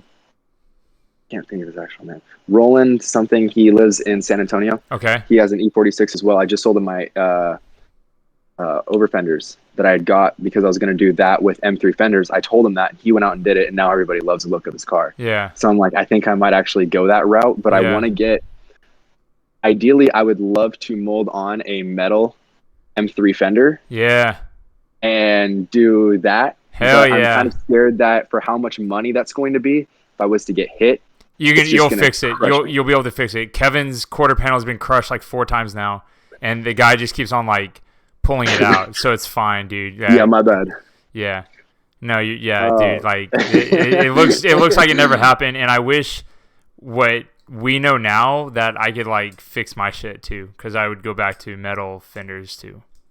Yeah, see, and that's the only reason I've literally had over fenders. I've been fully mentally ready to cut up my car, and then when the time actually comes, I'm like, I can't do this. My car is don't. too There's clean. not a viable there's no viable reason to do it. So exactly. So I would say M3 look stock as with much the as HM possible. kit. Yeah. Yeah, HM, and then just trying to find anything that I feel resembles what I'm looking for, which is a Japanese styling without making my car look cheap. Yeah, for sure. That's perfect. My friend Ashton said, Jacob, is Oregon home?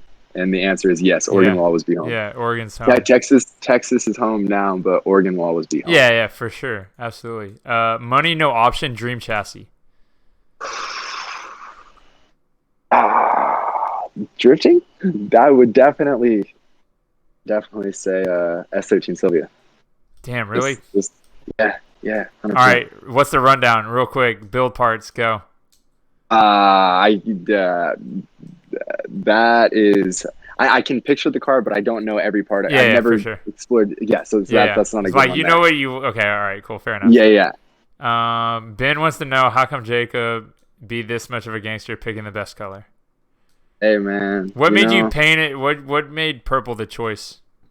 Actually, so that is a little more of a sentimental thing than most people know. That is from the car is kind of built in memory in a weird way of my mom. Oh, tight. Because she passed away of pancreatic cancer. Oh, fuck. And the ribbon for that is purple. I see it on the roll cage. So yeah, I painted my car purple for her. There's like I have little gussets all over the car with ribbons in them. Yeah, stuff like that. There's little things here and there that I don't talk about it or anything. Yeah, but I never felt like to ask because I could connect the dots. So yeah, no, you're good, dude. That's tight, dude. You can ask me anything. I don't care. All right, cool. I'm grown up now. Yeah. Tracks be asking FD cages. Okay. Let's see. What layout are you going to run for Final Bout KU? Final Bout, I assume, is going to be normal layout, just like it was 2 years ago, and then Double Cup is going to be reversed because that's like that's the thing. Double Cup's always going to be run on reverse because it's very exciting, and the judges can sit right there in the pit and watch the drivers enter and stuff like that. Colin says you can easily link the whole track if you cut throughs using normal direction. The only problem is that you'd be moving very fast directly towards the cart building. Right, that's another thing. So at that point, like, do we just put concrete barriers up? And like, I know Alan has a forklift, and we could like set it up, but then that's like more time for me to like do that shit because I'm forklift certified. So it's just like I'm forklift certified. What's up? Yeah, what's up? Don't change the color. Okay, BMWs have hella hoods. They are just super Euro. Right. So send me them, Colin. Send me. Yeah, apparently I'm not looking in the right spots. Jacob, buy my E46 M3 and make it your backup drift car. Have you ever considered that? Like just buying like an M3 shell and swapping stuff over? I would love to, but M3 pricing in general is even a shell is pretty crazy, right? Okay. Yeah, a shell alone can cost you anywhere of like $8K. Yeah, that's what I figured. Do they make like OE reproduction M3 fenders, like metal fenders? Yes. Okay, cool. Yes. That's what I thought. I figured it was a modern enough car that they like do that kind of cool shit. There's still enough out there though to where you can just go to a junkyard and grab them. Oh, really? You might have to find like a BMW junkyard. Oh, yeah. Oh, cool. They might cost you like $300 a fender, but you will get OEM ones that are undented for dude, that's tight. $300. That was exactly what I got for my car. I didn't get remanufactured ones. I have OEM fenders that came from the junkyard that Mike found me. Oh, sick. Yeah. When your 750 car from your release becomes someone's money, no option. Chassis, you're old. Yeah, exactly. Let's see. God can judge me. Oh, yeah. Judges for Double Cup. Stu's coming back. I think Russell's checking his schedule, so he's going to be back. And then I asked Simba, so Simba might be our third judge this year because he's already going to be in town and hanging out. And Simba likes to judge, like he likes to judge the events. He thinks that's cool shit. So I asked him, so he's going to check with that. So Judge's final bout. Stu, I think Stu's judging final bout. I assume Slide Squad Mark is probably going to fly back out and do the judging on that. We had BH 2 years ago for that, but I don't think BH is going to come back. So I don't know who the third judge would be. It might very well be Simba because he's not driving his car. He after Friday Night Lights, he dumped his car off and he's getting full remake over engine wise and stuff. So he's out for a little bit. So yeah. He was just here though, so yeah. The cheap ZF 5-speed's at. Where are they at? Nowhere. Yeah, Nowhere. dude, its price has gone up, dude. They were so cheap, and I should have bought those and a bunch of K fucking swaps. Yeah, no, that's literally the reason there's so much is because of the K swaps. Yeah. ZFs, I personally, I love ZF transmissions. Yeah. I would buy them, but yeah, people like Adam LZ who put them. He showed the world that you can have 800 horsepower with a stock ZF, never changing the fluid in it. Yeah. And it's not going to do anything. Yeah, dude, he broke 2 drive lines before he broke the transmission. Yeah, so fuck. Damon as a judge. Yeah, that was a thing. We had Damon as our third judge. So Stu, do you know Stu? Stuart Leask? I wouldn't think you would because he's Texas drifting way back in the day. And Russell as well. So they're OG drift guys and from Texas. And I thought it'd be cool to have them come back because they kind of had the same styling we did, but they did it 10, 15 years ago. Before they were right there whenever I started driving, they were kind of getting out of it because the transition to American drifting was really taking off. So they kind of got out of drifting, but I thought it'd be cool that those guys would come back and do the judging for what they liked back in the day kind of thing. So and then I had Damon because Damon came to visit and I didn't have a third judge because I was supposed to have, I think, Ilya come judge, but he kind of bailed because of COVID. And so I needed a third and I knew Damon would probably just be Damon Cameron Bronze? Yeah. Damon? Yeah. And I know Damon would probably just be a tiebreaker if need be. But Stu and Russell are good friends for years and years and they wouldn't go against each other. So it was 2 unanimous votes. And Damon was he don't know what the fuck. Okay. He just knows what looks good, and he'd be those are good, whatever. So, yeah, people were pissed off because I had Damon and we won, and they're well, one of the judges was your best friend, so of course he won the fucking event. I'm okay, it looks like that. Yeah, but this is true. Damon was I literally didn't do anything. Stu and Russell did the whole fucking thing. I was as I expected. So, anyways, it's funny. Yeah, I don't know. I don't know. Dude, yeah. You said you were going to be nervous during this whole thing. You did fucking fantastic. That was good. I mean, that doesn't mean that I haven't stopped fucking moving this whole time. Yeah, that's fine. That's just, I bounce. Dude, I literally sit here and I fidget with my headset mic or a pen. I'm always just sitting here fidgeting with shit the whole time. So that's just what it is. AirPod case. Yeah, see? The exact same thing. So, yeah, dude. Thanks for doing this last minute. I was trying to get yeah, Colin, y'all took the People's Champ, but y'all still lost to us because y'all didn't ball up. Oh, I just got the question. Will you ever get 3-piece wheels? Yes, very soon. I'm hoping. Yeah, what kind of 3-piece wheels do you want?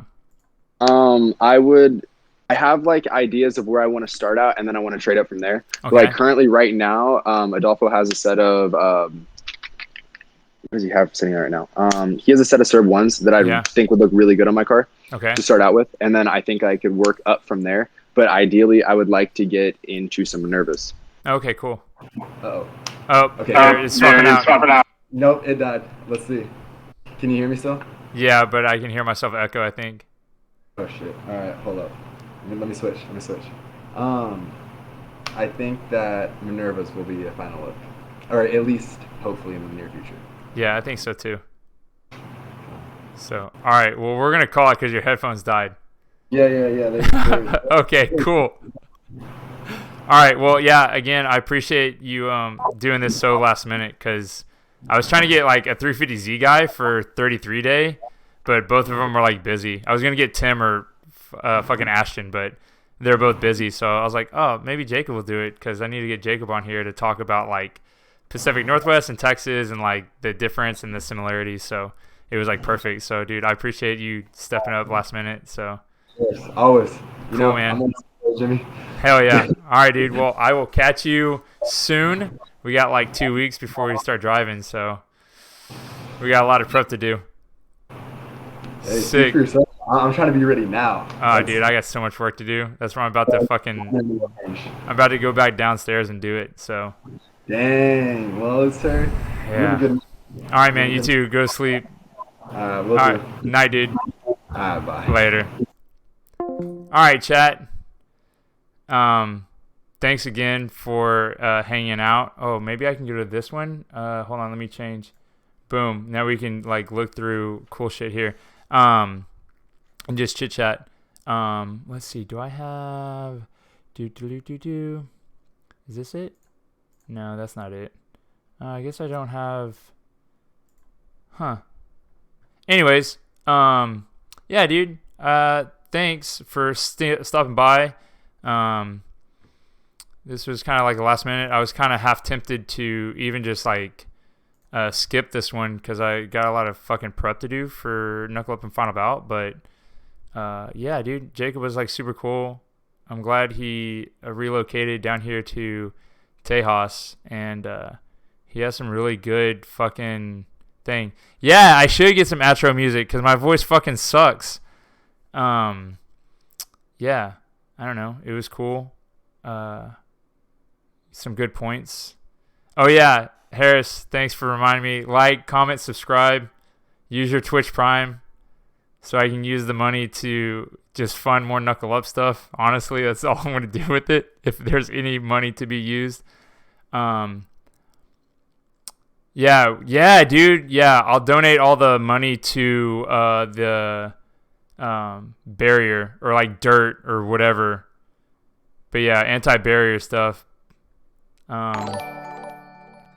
Thanks, E-Rich, for following. Thank you, Ashton, for following. I forgot I got that like notification shit set up. It's pretty cool. But yeah, I should probably like do an outro or something like that. Oh, thank you, Style Project, for the follow. Hey, look, dude, this is cool. Yellow. Masa looks. That's a cool sticker.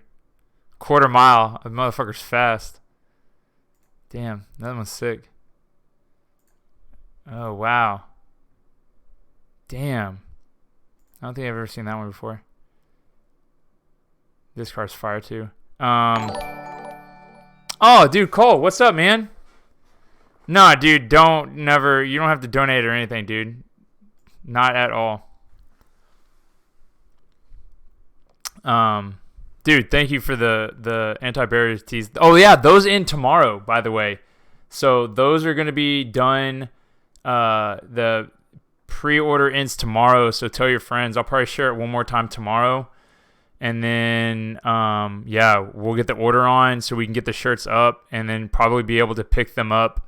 Like I'm probably gonna have them ready so you can pick them up at the Knuckle Up booth at Double Cup, so that we can you know, if you want to pick them up there, and then yeah, so and if not, I'll ship them out, and then all the proceeds, all the profit goes to the barrier stuff, so the concrete and whatnot. So I think we finally got our final estimate and pricing on that, so we'll probably just have to run with like one of the first quotes we got because it was pretty good. So yeah, Magician 110. This is Magician and Magician 100 and 110. So good. So good. But yeah, I'm probably gonna go do some Final Bout Knuckle Up prep. And